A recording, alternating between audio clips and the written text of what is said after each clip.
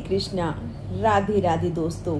एक बार बहुभोजी भीमसेन ने व्यास जी के मुख से हर एकादशी को निराहार रहने का नियम सुनकर विनम्र भाव से निवेदन किया कि महाराज, मुझसे कोई व्रत नहीं किया जाता। दिन भर बड़ी तेज भूख लगी रहती है और इसलिए आप कोई ऐसा उपाय बता दीजिए जिसके प्रभाव से मैं जल्द ही सद्गति को प्राप्त कर सकूं। तब व्यास जी ने कहा, हे भीमसेन, तुमने वर्ष भर की सभी एकादशी की हो या शक्ति ना हो, लेकिन केवल एक निर्जला एकादशी का व्रत रख लो और इससे तुम्हें साल भर की सभी एकादशियों के समान ही पुण्य फल प्राप्त हो जाएगा। और तब पांडुपुत्र भीमसेन ने वैसा ही किया और अंत में स्वर्ग लोक की प्राप्ति भी किया। और इसलिए ज्येष्ठ माह के शुक्ल पक्ष की एकादशी को भीमसेनी एकादशी कहा जाता है। अगर आप भी निर्जला एकादशी का व्रत को पूर्ण रूप से निर्जल रहकर करना चाहते हैं तो सबसे बड़ा प्रश्न यह उठता है कि हम जल कब और कितना पी सकते हैं, कितनी मात्रा में जल का सेवन कर सकते हैं और क्या कुल्ला और आचमन करने से भी हमारा निर्जल एकादशी का व्रत भंग हो सकता है। तो जो भी भक्तगण निर्जल रूप से निर्जला एकादशी का व्रत रखना चाहते हैं या फिर फलाहार के साथ आप सभी निर्जला एकादशी का व्रत करना चाहते हैं तो दोनों ही भक्तगण इस वीडियो को अंत तक जरूर देखिएगा, क्योंकि आज की इस वीडियो में हम सभी के निर्जल और फलाहार से जुड़े हुए संपूर्ण प्रश्नों के जवाब भी आज इस वीडियो में आप सभी को देने वाले हैं।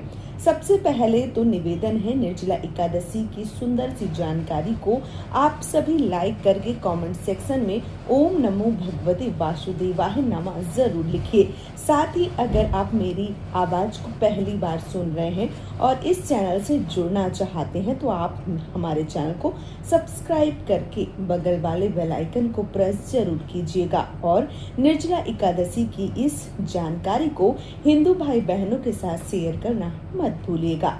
तो ध्यान से सुनिएगा इस महत्वपूर्ण जानकारी को। क्या निर्जला एकादशी के दिन जल पी सकते हैं?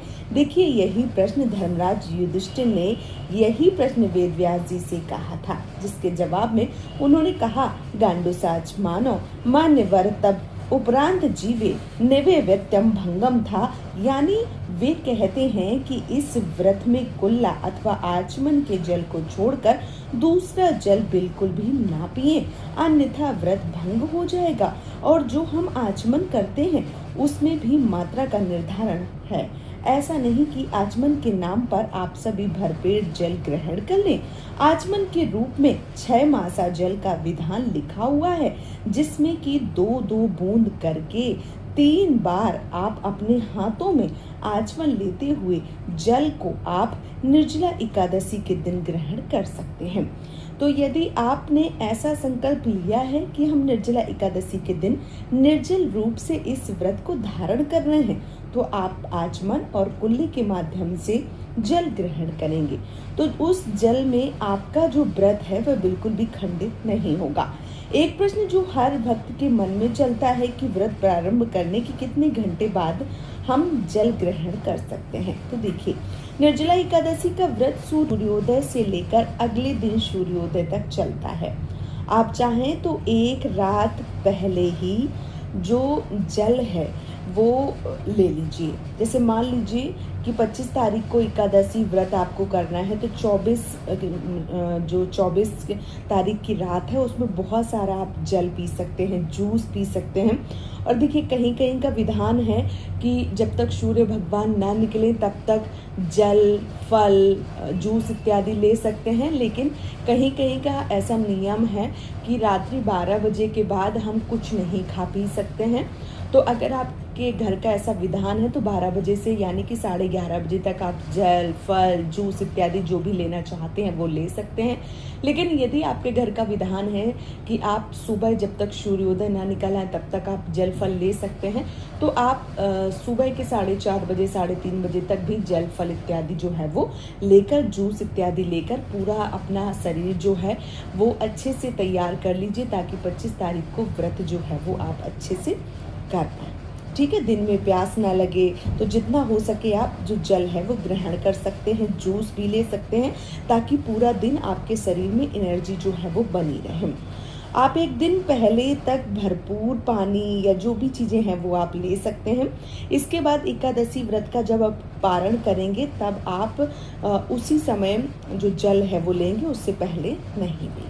ठीक है, इस बात का आपको विशेष रूप से ध्यान जो है वो रखना है। अगले दिन द्वादशी तिथि के दिन जब आप जल पी सकते हैं, उसके साथ ही साथ पारण में जल पी सकते हैं। पवित्रीकरण के समय जल आचमन के अलावा सूर्योदय तक जो पानी है वो नहीं पिया जाता है। यानी जब आप सुबह पूजा करेंगे तब आप दाहिने हाथ में आचमनी लेंगे, 3 बार जल की 2-2 बूंदें ले सकते हैं, ग्रहण कर सकते हैं। इसी प्रकार से शाम की पूजा में 3 बार आचमन करके जल ग्रहण कर सकते हैं, लेकिन इसके सिवा जल की एक भी बूंद ग्रहण नहीं करनी चाहिए, नहीं तो व्रत खंडित हो जाता है। दिन भर कम बोलना है, मौन रहना है, ताकि ज़्यादा प्यास ना लगे। एकादशी के व्रत में सोना भी नहीं चाहिए, नींद निकालना वर्जित माना गया है। इस दिन झूठ भी नहीं बोलना चाहिए, गुस्सा या वाद विवाद नहीं करना चाहिए। साल 2026 में निर्जला एकादशी का व्रत कब रखा जाएगा, कब व्रत का पारण किया जाएगा, यह जानने से पहले आप सभी ये जान लीजिए कि इस दिन पूजा विधि जो है वो क्या रहेगी। तो देखिए, दसवीं तिथि से ही नियमों का पालन करना चाहिए। एकादशी के दिन सुबह जल्दी ब्रह्म मुहूर्त में उठकर स्नान से निवृत्त होकर सभी देवी देवताओं को और सूर्य भगवान को जल अर्पित करना चाहिए। फिर चौकी पर पीला कपड़ा यानी आसन बिछाकर घड़े की स्थापना करना चाहिए, क्योंकि इस दिन घड़े का दान विशेष रूप से महत्वपूर्ण होता है। उसके ऊपर पूर्ण पात्र रखकर आप भगवान श्री हरि विष्णु की फोटो या तस्वीर चौकी पर स्थापित कर दें। फिर धूप दीप जलाकर भगवान श्री हरि विष्णु को चंदन का तिलक लगाएं, पवित्रीकरण करके आचमन करें और फिर निर्जला एकादशी व्रत का संकल्प लें। आज आप पूर्णतः निराहार निर्जल रहकर एकादशी का व्रत करेंगी। ऐसा आप भगवान श्री हरि विष्णु से जो संकल्प है वो जरूर लीजिए और अपनी जो भी मनोकामना है उसकी पूर्ण के लिए महामंत्र का जाप करते हुए धूप दीप पूजन सामग्री भगवान को अर्पित करें। वस्त्र के रूप में आप जनेऊ जरूर समर्पित करें। पीले रंग का वस्त्र यदि हो आपके पास तो वो आप समर्पित कर सकते हैं। फिर अपनी व्रत कथा को पढ़ें, सुनें और अंत में आरती या क्षमा प्रार्थना जो है वो जरूर करें। दिन भर उपवास रखें, एकादशी व्रत को पूर्ण करें। अगर आप इस व्रत को पूरी तरह निर्जल रखने में सामर्थ्यवान हैं तो आप इस व्रत में जल फल जो है वो नहीं लेंगे, और यदि आपका शरीर ऐसा है कि आप नहीं रख पा रहे हैं तो आप जल फल भी ले सकते हैं। अगर आप पूरे 24 घंटे निर्जल रहने में सामर्थ्यवान नहीं है तो कुछ घंटे के लिए ही निर्जल रहने का संकल्प जो है वो भगवान से लेकर व्रत को कर सकते हैं। जैसे ही एकादशी के दिन सूर्योदय से लेकर एकादशी तिथि की सूर्यास्त तक आप इस व्रत को निर्जल रख सकते हैं। अब जानिए साल 2026 में निर्जला एकादशी का व्रत हम सब कब करेंगे और इस व्रत का पारण जो है वो क्या है। तो देखिए, निर्जला एकादशी का व्रत 25 जून दिन गुरुवार को रखा जा रहा है। क्योंकि गुरुवार पड़ रहा है तो जो दिन है वो बहुत ज़्यादा है, ये भगवान श्री हरि विष्णु का दिन होता है, तो ये बहुत ज़्यादा शुभ समय जो है वो बन रहा है। और हिंदी कैलेंडर के अनुसार एकादशी तिथि जो है वो 24 जून को ही प्रारंभ हो जाएगी, शाम को 6:13 पे, और 25 जून को रात्रि को 8:09 पर समाप्त हो रही है। ऐसे में एकादशी एक दिन पहले ही दसवीं तिथि के सभी नियमों का पालन करें। 24 जून बुधवार को ही किया जाएगा नियमों का पालन, जो दसवीं तिथि है। निर्जला एकादशी के दिन आप जो गायत्री जयंती जो है वो भी मनाई जा रही है। इस दिन पावन एकादशी भीमसेनी एकादशी जो है वो मनाई जा रही है। तो बहुत ही शुभ संयोग जो है वो बन रहा है। गुरुवार के दिन जो ब्रह्म मुहूर्त है, इसमें यदि आप पूजा करना चाहते हैं तो सुबह 4:11 से लेकर 4:59 तक ब्रह्म मुहूर्त है। और इसके साथ ही साथ दिन जो सूर्योदय है वो सुबह 5:47 पर होगा। वहीं पर सूर्यास्त का जो समय है वो शाम को 7:11 तक रहेगा। इस दिन शिव योग जो है वो 10:53 पर रहेगा। इसके बाद शरवद सिद्धि योग जो है वो भी प्रारंभ हो जाएगा। भद्रा भी इस दिन रहने वाला है, जो कि भद्रा का समय रहेगा सुबह 7:08 से लेकर 8:09 तक। पाताल लोक में इस बार भद्रा का वास रहेगा, जिसके कारण यह भद्रा पृथ्वी पर कोई भी अशुभ जो है वो नहीं मानी जाएंगी। यानी कि इस दिन का पूर्ण लाभ आप राहुकाल के दौरान उठा सकते हैं। राहुकाल का जो समय है वो दोपहर को 1:30 बजे से लेकर 3 बजे तक है। इस दौरान हमें पूजा पाठ इत्यादि धर्म कर्म नहीं करना चाहिए। द्वादशी तिथि 25 जून को गुरुवार को रात्रि को 8:10 से आरंभ होगी, जो कि 26 जून को रात्रि को 10:22 पर समाप्त होगी। 26 जून को शुक्रवार को ब्रह्म मुहूर्त का जो समय है वो सुबह 4:11 से लेकर सुबह 4:59 तक रहेगा। इस दिन सूर्योदय का जो समय है वो सुबह 5:47 और सूर्यास्त का समय शाम को 7:12 तक रहेगा। और प्रातःकाल की जो पूजा है हम सभी सुबह 4:25 से लेकर 5:25 के बीच में कर सकते हैं। अब बात करते हैं राहु काल के इस समय की, कि सुबह 10:30 बजे से लेकर 12 बजे तक जो है वो राहु काल रहने वाला है। और इस समय द्वादशी तिथि के लिए सर्वद सिद्धि योग भी लग रहा है। और एकादशी के व्रत का पारण जो है वो हमें हमेशा हरिवासर बीतने के बाद ही करना चाहिए। इस बार हरिवासर 26 जून को शुक्रवार को सुबह 2:20 पर समाप्त हो जाएगा। और इस बार निर्जला एकादशी व्रत का पारण 26 जून को शुक्रवार को सुबह 5:25 से लेकर सुबह 8:13 तक किया जाएगा। सूर्योदय होने के साथ ही आप सभी अपने व्रत का पारण कर सकते हैं। देखिए, एकादशी व्रत 10वीं तिथि के रात में आरंभ हो जाता है, इसलिए तामसिक भोजन, लहसुन प्याज का जो सेवन है वो 10वीं तिथि से ही नहीं करना चाहिए। साथ ही सूर्यास्त के बाद अन्न भी ग्रहण नहीं करना चाहिए। शास्त्र कहते हैं कि निर्जला एकादशी व्रत में एकादशी व्रत वाले दिन सूर्योदय से लेकर अगले दिन द्वादशी तिथि के सूर्योदय तक जल ग्रहण नहीं करना चाहिए। इसलिए इस अवधि में कुछ ग्रहण करने की भूल ना करें। जिसके लिए सामर्थ्य है निर्जल रहने का, इस प्रकार से व्रत कर सकते हैं। नहीं तो साधारण एकादशी की तरह भी एकादशी व्रत में थोड़े जल, फल और दूध के साथ भी इस व्रत को धारण किया जा सकता है।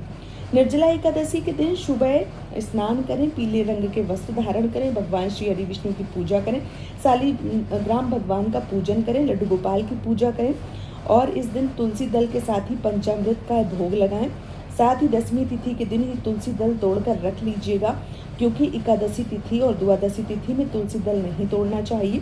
पूरे दिन ओम नमो भगवते वासुदेवाय नमः या हरे कृष्णा मंत्र का जाप करना चाहिए, क्योंकि निर्जला एकादशी के समय भीषण गर्मी का प्रकोप होता है। ऐसे में जल से जुड़ी हुई चीज़ों का दान करना अत्यंत पुण्य फलदायी माना जाता है। और इस दिन सभी जल से भरे हुए घड़े का दान कीजिए, पंखे का दान कीजिए, छतरी, जूता, चप्पल का दान करना बैकुंठ के द्वार तक ले जाता है। फिर खरबूजे का दान करना, सत्तू का दान करना बहुत ज़्यादा शुभ माना जाता है। एकादशी व्रत का जो पारण है वो द्वादशी तिथि को सूर्योदय के बाद ही किया जाना चाहिए। द्वादशी तिथि की पूजा और सभी सूर्योदय से पहले ही कर लेना चाहिए, लेकिन व्रत का पारण आपको निर्धारित मुहूर्त के अंदर ही करना चाहिए। और अगर आप यह निर्जल नहीं रख पा रहे हैं तो कम से कम एकादशी तिथि के दिन पूजा कीजिए, कथा सुनिए और एक घड़े का दान कीजिए। तब तक आप निर्जल रूप से इस व्रत को कर सकते हैं। साथ ही आप घड़े का दान कर दें, उसके बाद आप चाहें तो जल ग्रहण कर सकते हैं। यह पूरी तरीके से निर्जल रहकर व्रत कर सकते हैं। द्वादशी तिथि के दिन आप अपने व्रत का पारण कर लें, उसके बाद घड़े का दान कर सकते हैं। पारण वाले दिन आपको अन्न का, घड़े का दान करना है और उसके बाद व्रत का पारण करना है। इस प्रकार से निर्जला एकादशी व्रत किया जाता है और पारण जो है वो किया जाता है। तो आप सबको ये वीडियो कैसा लगा है आप हमें कमेंट में ज़रूर बताइए। और निर्जला एकादशी की जो पूजा विधि है वो भी मेरे चैनल पर आ चुकी है, तो चैनल पर विजिट कर लीजिएगा, देख लीजिएगा। और ये मैं कथा जो है वो भी बहुत जल्द डालने वाली हूँ, तो आप यदि कथा सुनना चाहते हैं तो निर्जला एकादशी व्रत की कथा जो है वो भी सुन सकते हैं। वीडियो यदि पसंद आया है, मेरी मेहनत पसंद आई है, तो चैनल को सब्सक्राइब कर लीजिएगा, चैनल से जुड़ जाइए ताकि आपको समय पर सही और सटीक जानकारी मिलती रहे। ये वीडियो मैं यहीं पर समाप्त करूँगी, बहुत जल्दी मिलूंगी आप सबको एक और नए वीडियो के साथ में। तब तक के लिए हरे कृष्णा, राधे राधे।